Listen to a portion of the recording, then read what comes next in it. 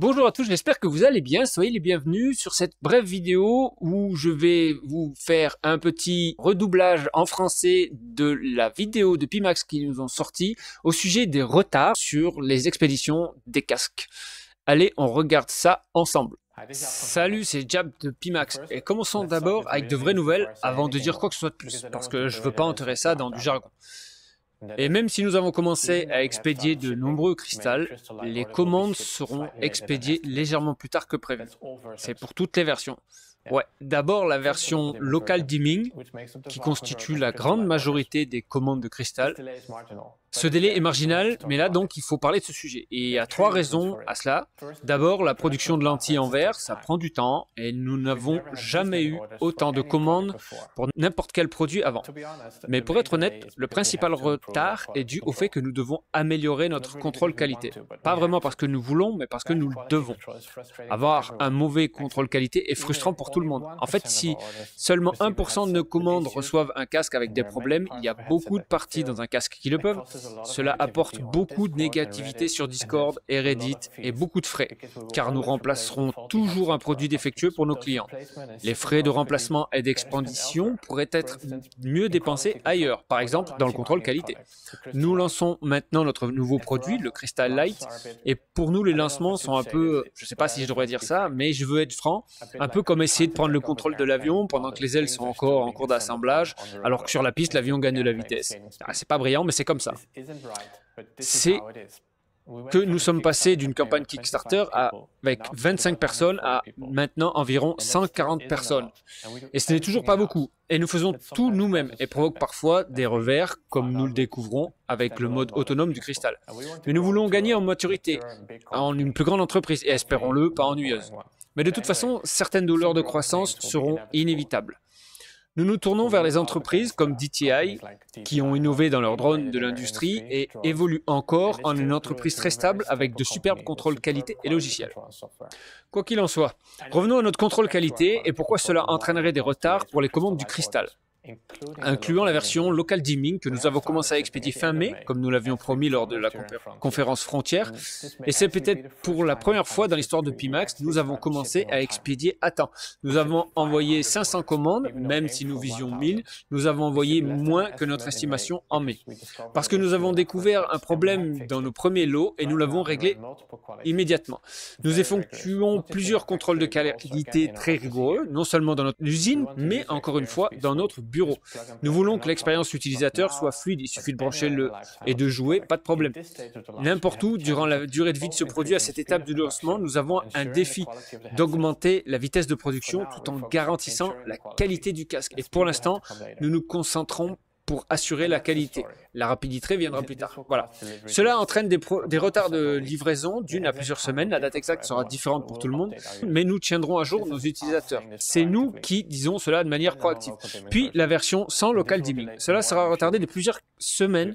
Nous avons demandé aux fournisseurs de panneaux d'améliorer la conception afin de produire en série, donc il faudra commencer plus tard qu'initialement prévu, et c'est toute l'histoire. Là, nous avons temporairement désactivé ce produit acheté parce que nous ne le connaissons pas exactement le délai d'expédition.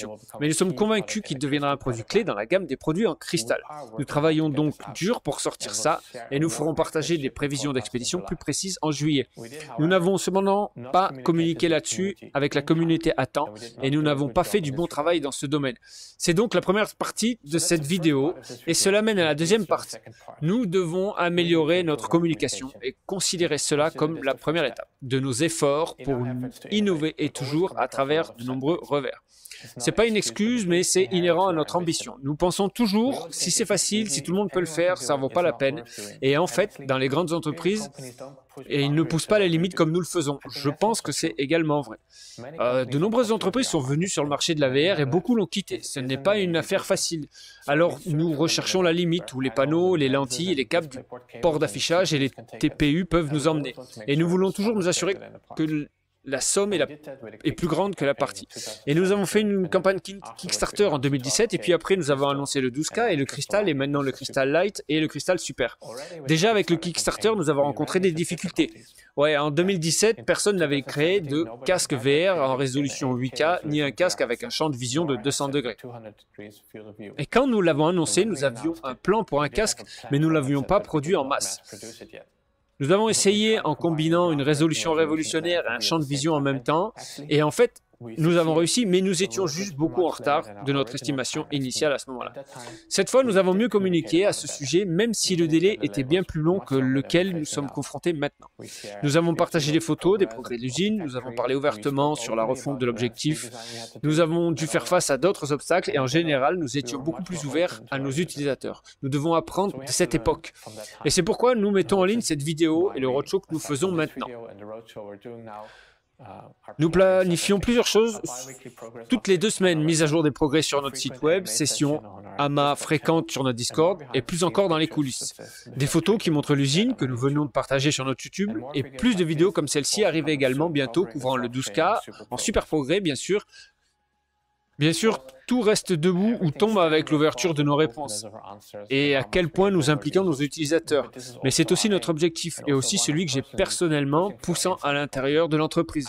Je veux juste dire dans notre passion et parfois pendant les heures supplémentaires, j'enregistre ça un samedi, pour envoyer un nouveau casque, nous oublions parfois de communiquer correctement ceux qui attendent encore. Cela n'arrive pas à cause d'une mauvaise intention, nous rencontrons des obstacles, mais surtout, honnêtement, nous n'avons juste pas assez réfléchi. Nous sommes des fans VR nous-mêmes, nous aimons les jeux VR, les game développeurs VR, et même d'autres fabricants VR, même si nous ne l'admettrons jamais vraiment à haute voix. Nous voulons que la VR réussisse surtout en PC VR et on l'utilise nous-mêmes. Donc encore une fois, le Crystal Light est en production, lentement mais régulièrement. De nombreux clients verront à plusieurs semaines de retard dans leur expédition.